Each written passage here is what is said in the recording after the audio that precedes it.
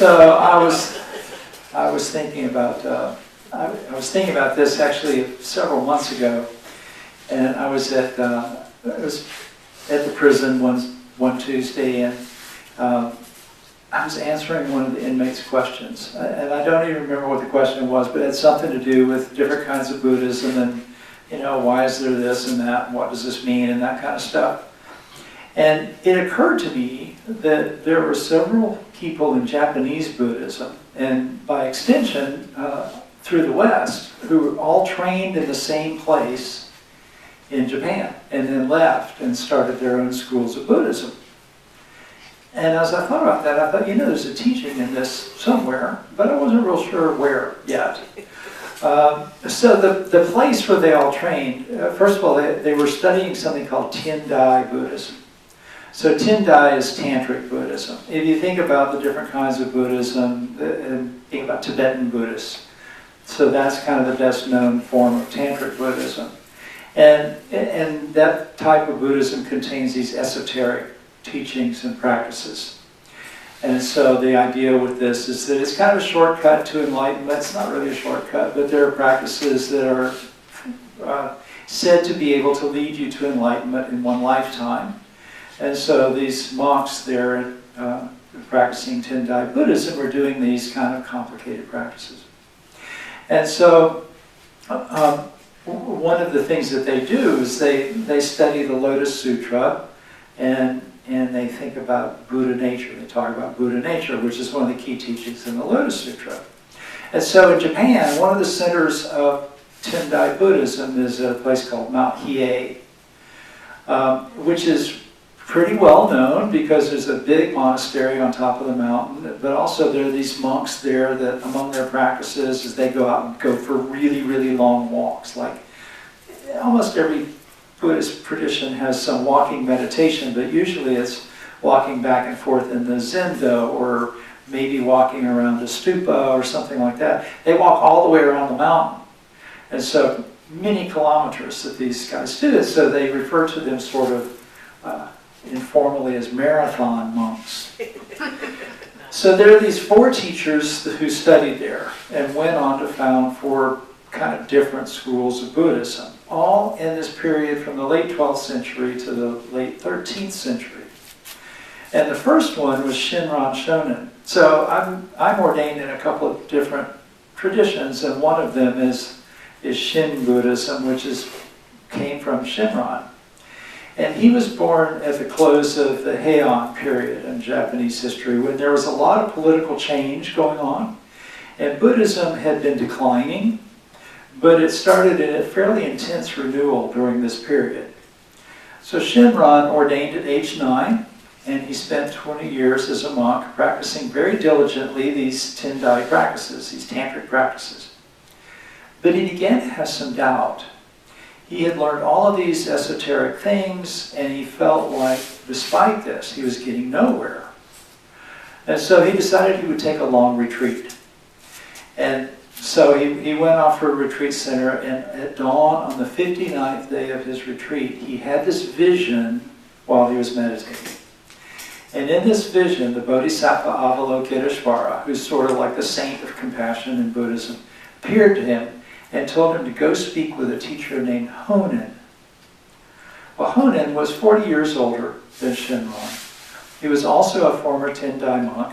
He had also trained at Mount Hiei. And he decided that he wanted to find a practice that would allow everyone to become enlightened.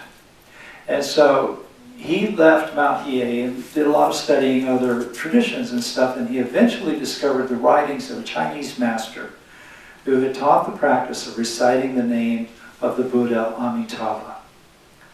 So let me explain this a little bit. This teacher had said that one only had to repeat the name of Amitabha with all your heart, whether walking or standing, sitting or lying down. Never cease the practice for even a moment, and this is the very work which unfailingly leads to enlightenment. So this is really describing what we call Pure Land Buddhism. And the idea is Amitabha was not a historical figure. He's kind of a mythical Buddha, lived in a time before this universe existed. And he wanted everyone to be able to become enlightened. And so he practiced very diligently. He became a Buddha himself. And when he did that, with the power of his mind, he created a Pure Land, which is kind of a heaven realm, but they're created by and in the minds of Buddhas. And so they're eternal places. And if you are reborn in a Pure Land, then there's nothing there to create an obstacle for you to reach enlightenment. So everybody can be reborn in his Pure Land. This was his vow, that anyone who thought his name and believed this could be reborn in this Pure Land. And they would stay there until they reached enlightenment, until all beings reached enlightenment. And then they would escape altogether the cycle of suffering. So he read about this, Honen did, and this woke him up. And so he left Mount Hiei for good and formed the Pure Land School of Buddhism in Japan. So Shinran had this vision, go see him. And so he did what he was instructed to do. And he found Honen, and he studied with him.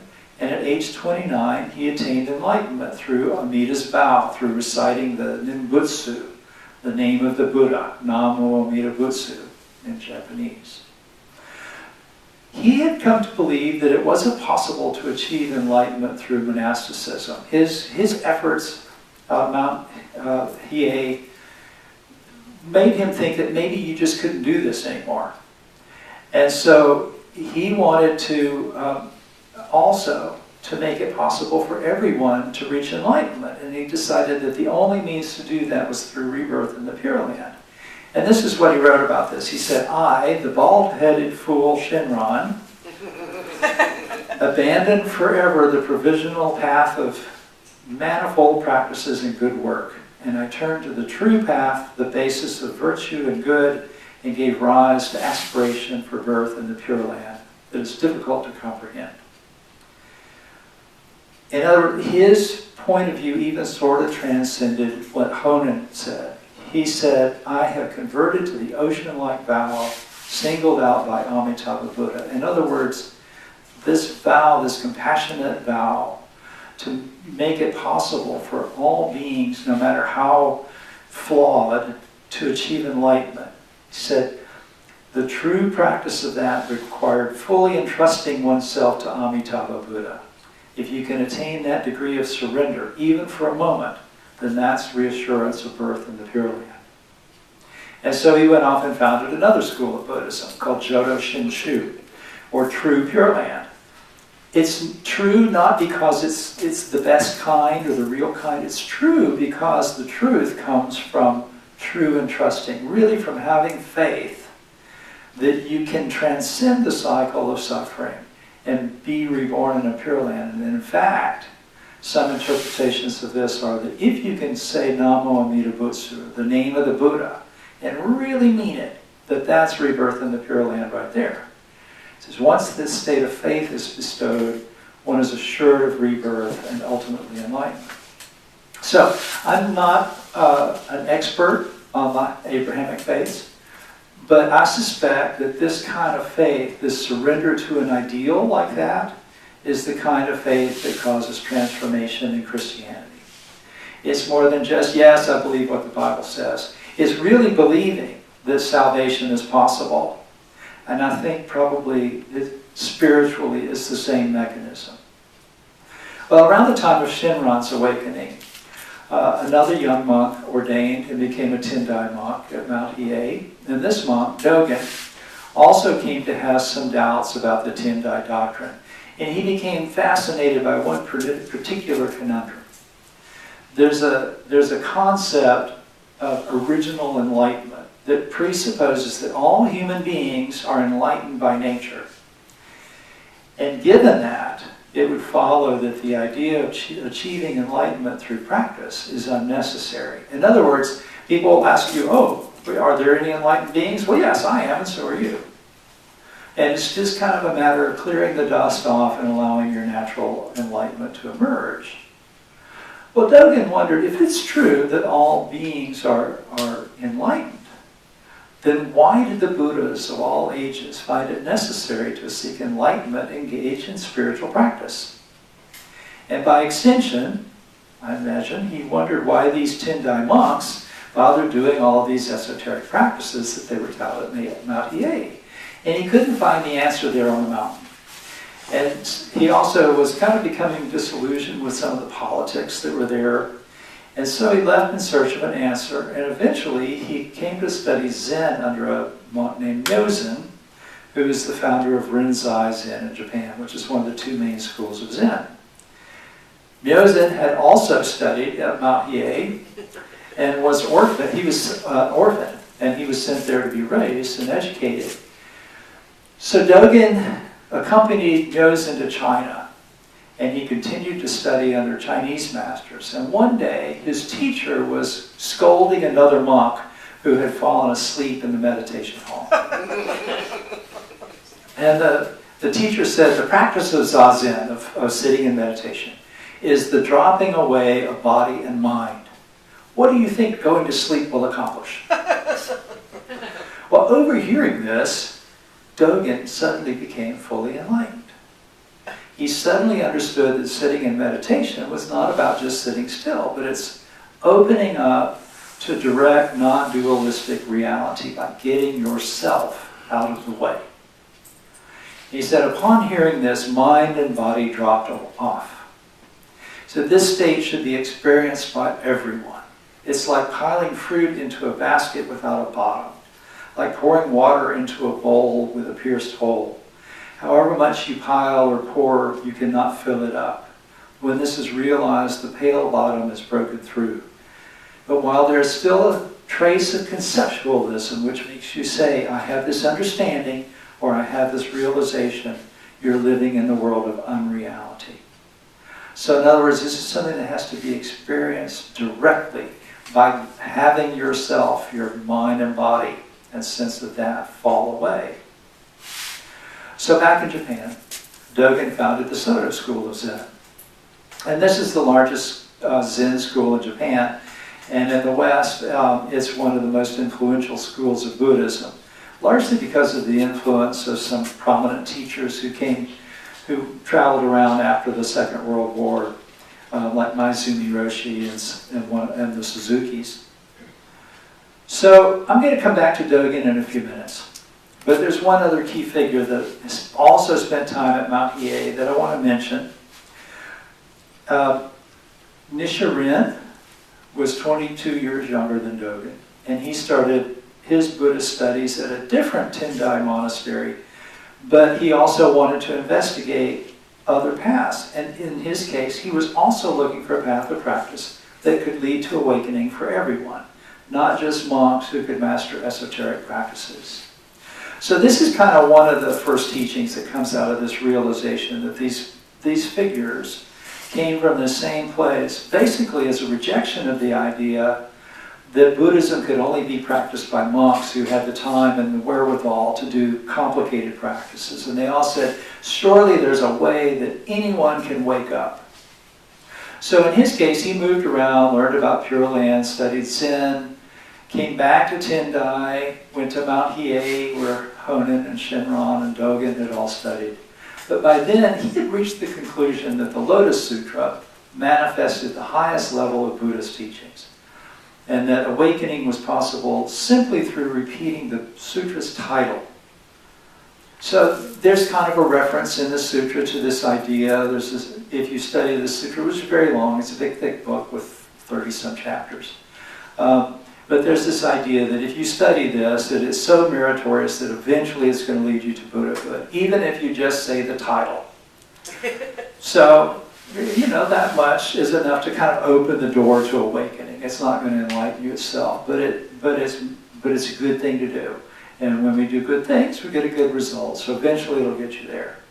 So the sutra's title in Japanese is Nam-myoho Renge-kyo.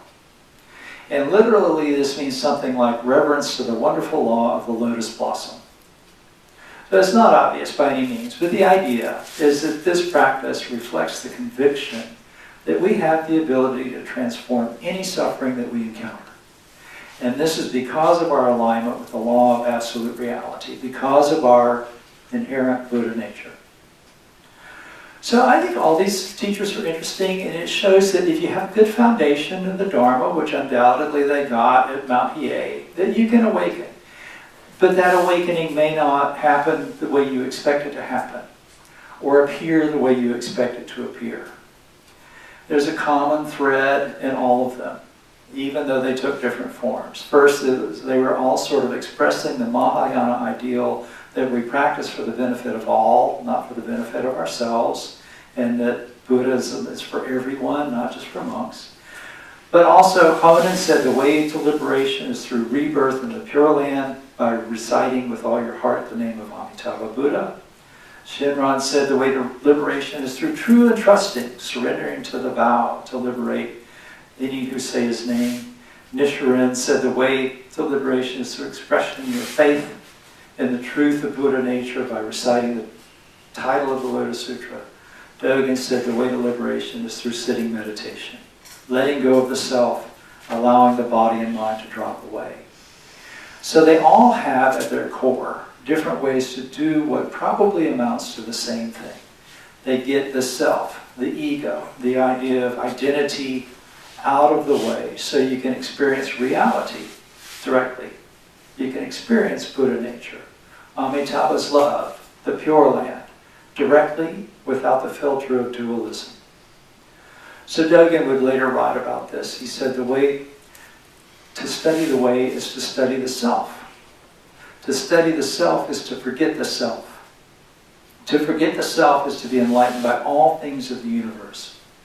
To be enlightened by all things of the universe is to cast off the body and mind of the self and others.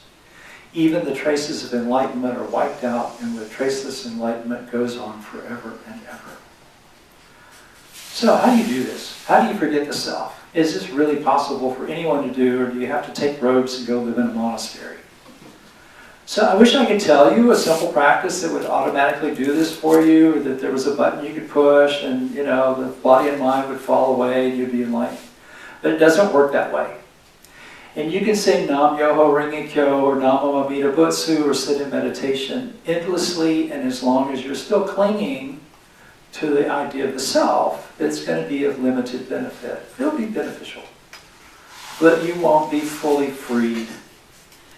So, unless you can de-identify with the self, you can't be enlightened by all things of the universe. And this sounds very mystical.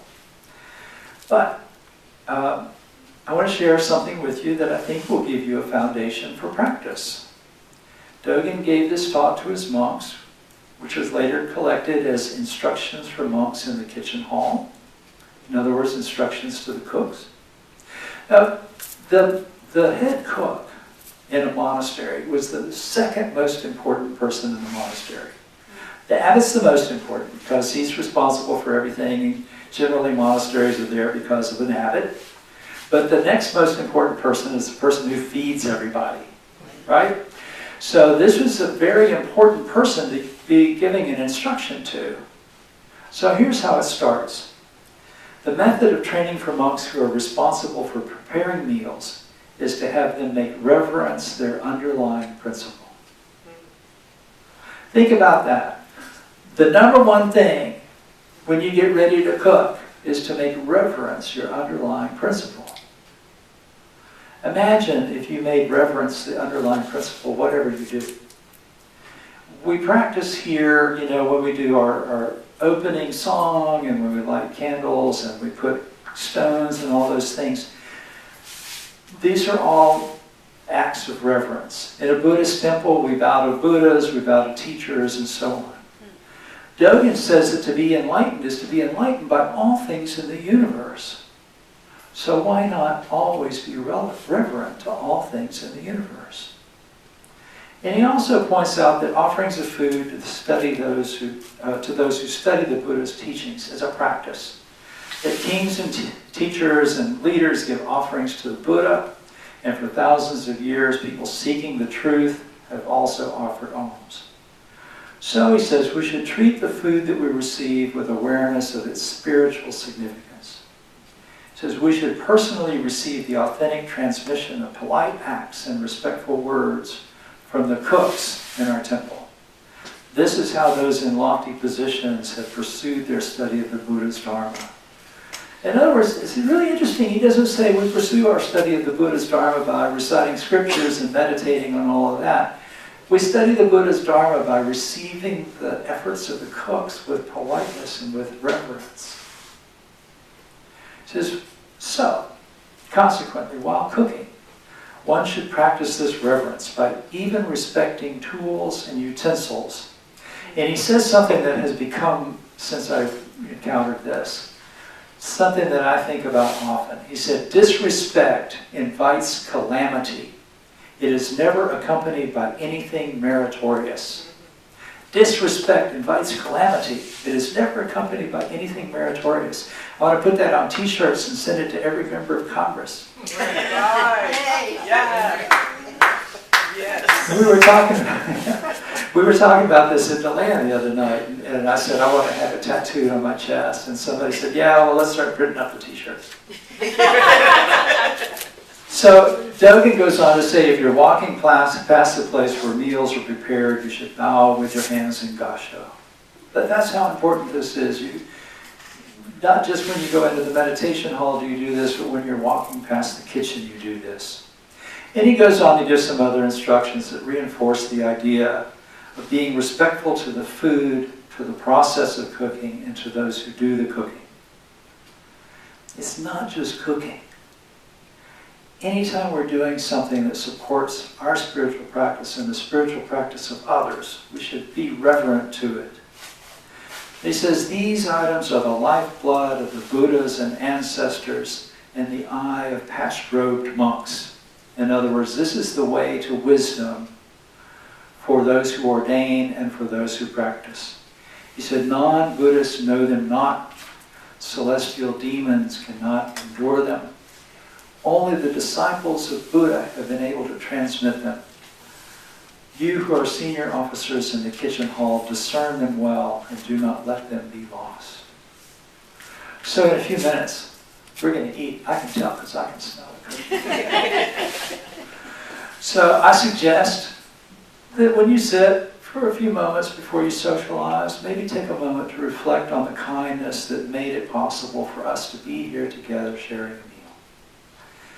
If you like, there's a traditional prayer that Zen people say. I'll read it to you. You won't remember it. Because you won't. I mean, it's not that short. But maybe you can include some of these intentions in this moment of silence that you take when you sit down to eat.